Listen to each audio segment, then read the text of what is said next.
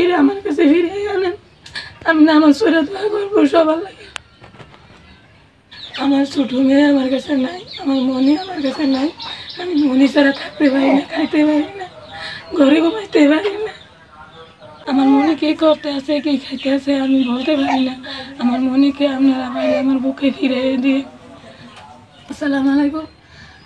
আমার বাড়ি বাক্সমুর, বুরুচুং থানা, জেলা কুমিল্লা। আমার মনি কই আছে আমি জানি না। আমার মনিরে আমার কাছে ফিরে আনেন। আমি নামাজ পড়ে দোয়া করবো সবার লাগে। ঢাকা আব্দুল বাসা দিয়েছেন কাজের জন্য। মেয়ের 9 বছর সাদিয়া নাম। আমি সকলের সহযোগিতা চাই যে আমার মেয়ের পেয়ে থাকেন, আমার নাম্বারে যোগাযোগ করেন, আপনার লেগে দোয়া করুন নামাজ পড়ে পড়ে।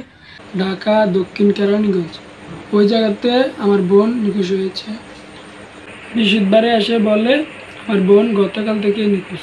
যদি কোনো হৃদয়বান ব্যক্তি আমার বোনকে পেয়ে থাকেন, স্ক্রিনে দেওয়া নাম্বারে যোগাযোগ করবেন। ভিডিওটাকে শেয়ার করে দিবেন যাতে আমার বোনটাকে আমি ফিরে পাই।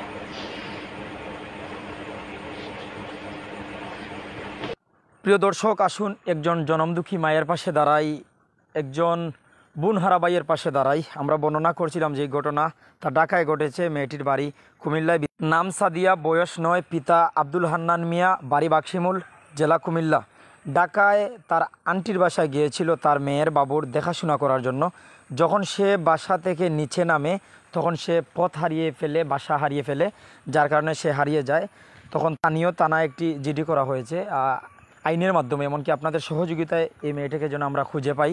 সবাই ভিডিওটি বেশি বেশি শেয়ার করুন। কেউ যদি পেয়ে থাকেন স্ক্রিনে দেওয়া নাম্বারটিতে যোগাযোগ করুন। সবাইকে ধন্যবাদ। আসসালামু আলাইকুম ওয়া রাহমাতুল্লাহি ওয়া বারাকাতুহু।